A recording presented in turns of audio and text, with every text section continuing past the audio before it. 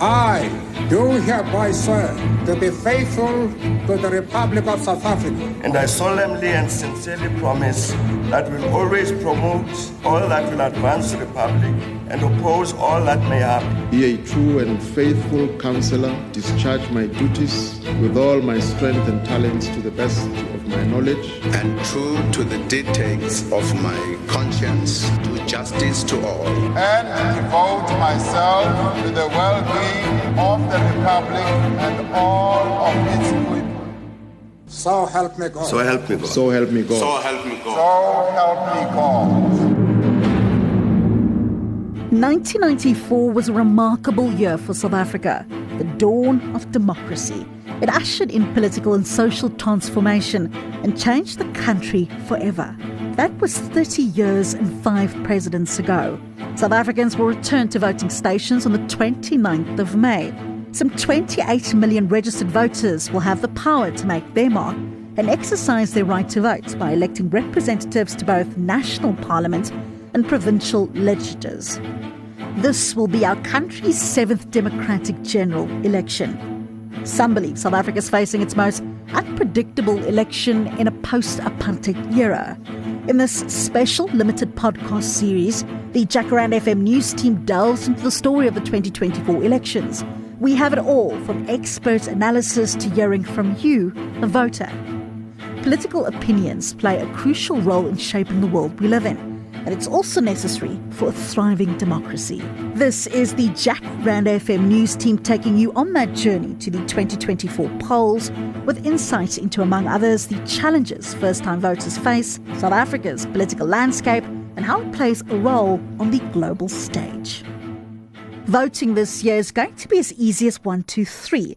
That's the number of ballot papers we'll be given when we step into the booth. If anything, this is the first indication of the role us as voters will play in helping to carve out this piece of South Africa's history, because it's the first time in our country's young democracy that we'll be asked to make 3 different X's when voting.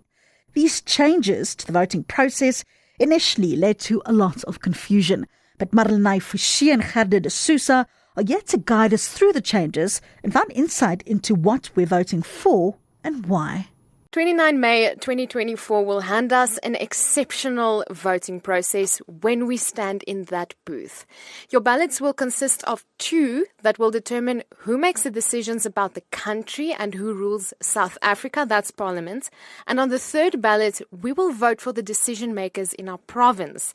So that's for the provincial legislature. It sounds a little complex, but we spoke to Dr. Sitembele Mbete. She's the senior lecturer at the University of Pretoria, and she says it really isn't going to ask that much of us. You're just going to be voting on 3 ballots instead of 2. You're going to put your X next to the person or the party that you would want to vote for, and that is it. There isn't a booklet. It's going to be a single ballot paper. It'll be slightly longer than the 2019 one, but not much longer. She's agreed to guide us through the process. Let's start with the National Assembly. That's Parliament, because that is where we will see some changes. The Assembly will be split in 2. The one ballot is the national ballot. On that ballot, only the names of political parties will appear. So the political parties that are contesting for the National Assembly will be on that national ballot.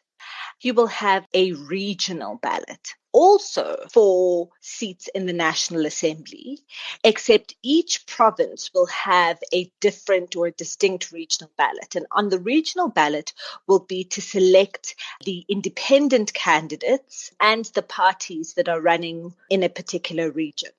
So the question to answer is, who from your province do you want to see representing you in Parliament? On that ballot will only be the names of the parties and the independent candidates that are contesting in that region.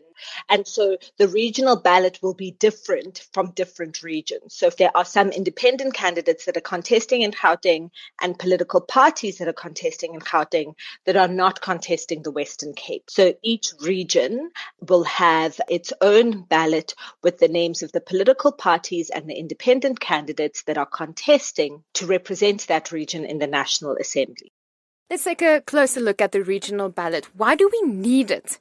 Joining the conversation is Mary Harris. She's the Knowledge Director in Sub-Sahara Africa for Ipsos. The Electoral Act was amended last year to make space for independent candidates. So that is the only reason why we are having 3 ballot papers. This is a way of accommodating independent candidates on the broader system. It actually broadens the base of democracy. It also gives a voice to minorities. And I think it's a fairer system. And especially as far as independents are concerned, because, well, I still think the rules for independents are pretty harsh. At least we are thinking of ways of broadening democracy. I think there's still some work to be done to make it easier for independent candidates to stand. Because I think the more variety we have in the National Assembly, the better. Yes, I think that so many people are sort of panicked about how all of this is going to work, but I think that this is a real sign, firstly, that our democracy is consolidating. More competition is a good thing in a democracy. A democracy is doing well when you don't know in advance who is going to win the election, because that means that there is genuine choice that is available to the citizens. 200 of the 400 seats in Parliament will be regional. And those 200 seats will then again be divided into 9 groups to represent every one of the 9 provinces. It's based on the size of the population of each province. Gauteng, which has the largest population, has 48 seats. The Northern Cape, which has the smallest, has 5 seats. So let's take a look at the others. After Gauteng, there's KZN with 41 seats. The Eastern Cape with 25. The Western Cape has 24, and then Limpopo with 20 seats.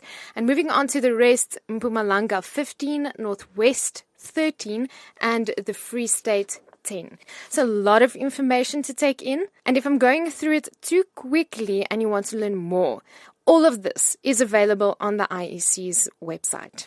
Now, Madeleine, the other 200 seats in the National Assembly will then be filled by the political parties. Now, this is where we vote for the party we want to send to Parliament. These ballots will look the same across the whole country. That's it for making our mark on national level. The last ballot asks us to vote for our provincial legislature. I know it sounds as if we have done this already, right? But remember, this is not on parliamentary level. It is about the legislature that is seated in every different province. With this X, we determine which political party will, in the end, run that province. Each province basically has a parliament, provincial legislature. Certain provinces, so the Western Cape is the only province where it also has its own constitution. So each province is allowed to, has the power to, according to the constitution, to pass a constitution for its province. They are also allowed to make laws in the particular areas. The Western Cape and KZN, I think, are the 2 big provinces that have several laws that they've made. Gauteng also recently passed the Township Economy Act, which was one of the first laws passed by the Gauteng province since 1994. So now that we know this, it's time to bust a myth or two about the election. So before the IEC announced the list of candidates on various levels, there were talks of myriads of options. And some people even predicted that we might have to go through ballot booklets at the polling stations. There's no such thing. So let me just tell you, with the National Assembly, there were about 125 parties, I think, that made submissions to the IEC. There were 16 independent candidates. At provincial level, across all of the provinces, there were about 107 parties that submitted lists to the IEC and about 11 independent candidates. The number of parties that are going to be contesting at the national level isn't that many more than contested the 2019 election. So in the 2019 election, there were 48 parties on the national ballot. In this election, I think it'll be just about 55 or so. In the 9 regions, we only actually have I think it's 6 independent candidates that are contesting. So we've got one candidate who's contesting in the Western Cape, an independent in the regional to national. Got also in Gauteng and in Limpopo. So it's not that many more. Mbeki says there will be a mock-up of the voting ballots outside the voting station so that we will know what to expect. There will also be examples on other platforms. Typically, you'll only see the face of the leader of the party or the face of the independent candidate. And did you know that there is a different party at the top of the ballot every election? It's a draw, basically, to choose out of a hat who is going to appear at the top of the ballot. And then everything then happens in alphabetical order after that. It's prime real estate, so to speak. And yes, the way to do it would be to just have the alphabetical from A to Z. But that then means that you would want to have an AA symbol or name that begins with like 2 A's following each other to always make sure that you are at the top. And so in order to sort of disrupt that, you have a random draw for that prime real estate. If you are a logistics guy, this is for you. More regions mean more ballot papers. There's going to be an estimated 105 million ballot papers at the 23,303 voting stations. The IEC will be printing 19 different types of ballot papers. In the previous national and provincial election, it printed 10 different types, 1 for national and 9 for each of the provincial legislatures. This time, it's going to need to print 1 national, 9 different types of regional ballots, and 9 different types of provincial ballots. That sounds like a lot, right? A logistical monster. So can the IEC handle this? Remember, this isn't the biggest election that the IEC runs. For the local government elections, we have about 4,400 wards in South Africa. So each ward election has its own different type of ballot paper. And then there's all the districts, and then there's all the local councils and metro councils. So at ward level, during local government elections, the IEC, I think, prints about 4,700 or so different types of ballot paper that it then needs to distribute to every single ward, and each ward needs to get its specific ballot paper because it has its own people, particular ward councillors that are contesting. Harris agrees when it comes to the credibility of the IEC. The elections in South Africa are usually free and fair. There's not a lot of election violence. There's sometimes a little bit, but not a lot of election violence. There's not widespread corruption in elections. They are declared free and fair. They are expressing the will of the people, or the will of the people who vote, let's rather put it that way. And the IEC is also experiencing quite a good reputation in the sense of how they organize and manage elections. In the end, for both Mbeki and Harris, it boils down to one thing: vote. And don't let over-analysis, paralysis or skepticism get the better of you. I don't think that's worth worrying too much about it. I think it is worth familiarizing yourself how it will work. And secondly, people know too little about politics and political parties. People should try and familiarize themselves and decide who you can trust, and then vote for the person you think you can trust. Remember also, a political party is not a marriage. Voting is not signing a marriage contract.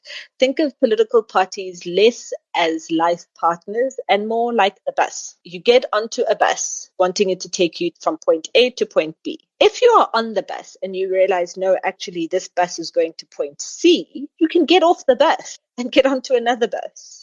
Elections 24, The Power of Your Ex, is an original Jackpot podcast brought to you by Jacaranda FM News.